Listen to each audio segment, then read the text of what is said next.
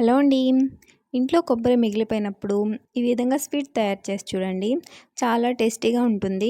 Process కూడా చాలా ఈజీగా ఉంటుందండి. చిన్న పిల్లలు కూడా ఈజీగా తయారు చేసేయవచ్చు. టేస్ట్ కూడా చాలా బాగుంటుంది. మీరు కూడా ఒకసారి ట్రై చేసి చూడండి. వీడియో చూసాక మీరు కూడా ట్రై చేయండి. ఎగ్జాక్ట్ రెసిపీ వచ్చేస్తుంది. ఇక్కడ నేను ఒక ఫుల్ టెంకాయలోని కొబ్బరినంతా తీసాను. పైన పొట్టు తీసుకొని ఈ విధంగా చిన్న చిన్న ముక్కలుగా కట్ చేసుకొని ఒక మిక్సీ జార్ తీసుకొని మెజర్మెంట్ కోసం ఏదైనా ఒక కప్పుతో కలుచుకొని ఇలా మిక్సీ జార్లో వేసుకోవాలి. ఈ విధంగా ఫస్ట్ ఒకసారి మిక్సీ పట్టేసుకోవాలండి. తర్వాత ఇంతకుముందు మనం మెజర్మెంట్ కోసం ఒక కప్పు తీసుకున్నాం కదా, ఆ కప్పుతో ఫుల్ కప్పు వాటర్ తీసుకొని ఇంకోసారి మిక్సీ పట్టుకోవాలి. తర్వాత హాఫ్ కప్పు వాటర్ని యాడ్ చేసి ఇంకోసారి మిక్సీ పట్టుకోవాలి. కొబ్బరి మొత్తం ఈ విధంగా మెత్తగా గ్రైండ్ అయిపోవాలి. తర్వాత కొబ్బరిలోంచి పాలను వేరు చేయడానికి ఇలా ఒక బౌల్ తీసుకొని ఒక క్లాత్ సహాయంతో వీడియోలో చూపించిన విధంగా ప్రెస్ చేస్తూ ఉంటే కొబ్బరిలో ఉన్న పాలంతా వేరైపోతాయి. ఎంత వీలైతే అంత కొబ్బరిలోంచి పాలు మొత్తం వచ్చే విధంగా మనం ప్రెస్ చేసుకోవాలి.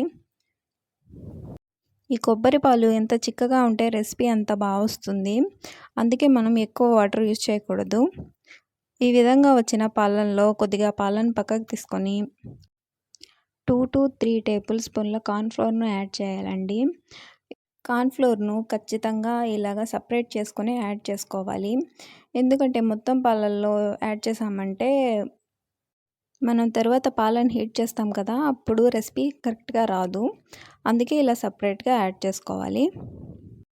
ఇలా కార్న్ఫ్లోర్ కలుపుకున్న పాలను మొత్తం పాలలో కలిపి ఒకసారి మిక్స్ చేసుకోవాలి.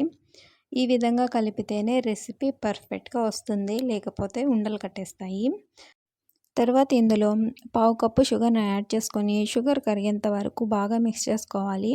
నేను ఇక్కడ పావు కప్పు యూజ్ చేశానండి. షుగర్ తక్కువగా తీసుకునే వాళ్ళైతే హాఫ్ కప్పు తీసుకోండి, సరిపోతుంది.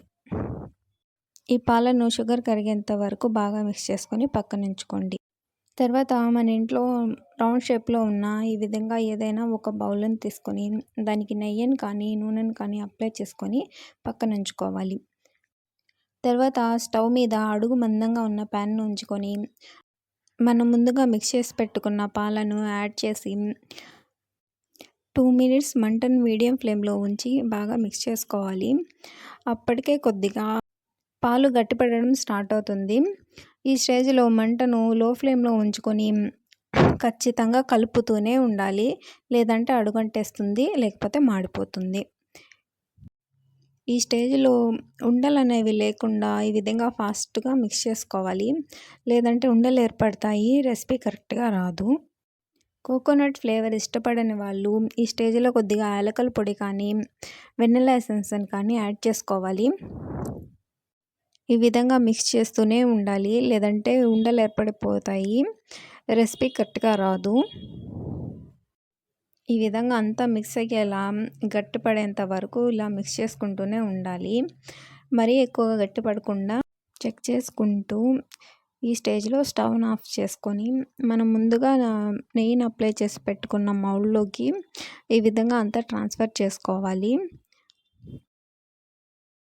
ఒక 4 to 5 అవర్స్ చల్లారనిచ్చి పూర్తిగా చల్లారాక ఫ్రీజర్లో ఉంచుకొని 2 అవర్స్ తర్వాత బయటికి తీసి ఈ విధంగా ప్లేట్లోకి డిప్ చేసుకోవాలి. ఈజీగా బయటకు వచ్చేస్తుంది. ఇంకేముంది, పీసెస్గా కట్ చేసుకొని టేస్ట్ చేయడమే. చాలా టేస్టీగా ఉంటుంది. తప్పకుండా ట్రై చేయండి. ఎలా వచ్చిందో నాకు కామెంట్ చేయండి. అలాగే వీడియో నచ్చితే లైక్ చేయండి. మీ ఫ్రెండ్స్ అండ్ ఫ్యామిలీ మెంబర్స్కి షేర్ చేయండి. అలాగే మన ఛానల్ని సబ్స్క్రైబ్ చేసుకోండి. Thank you for watching.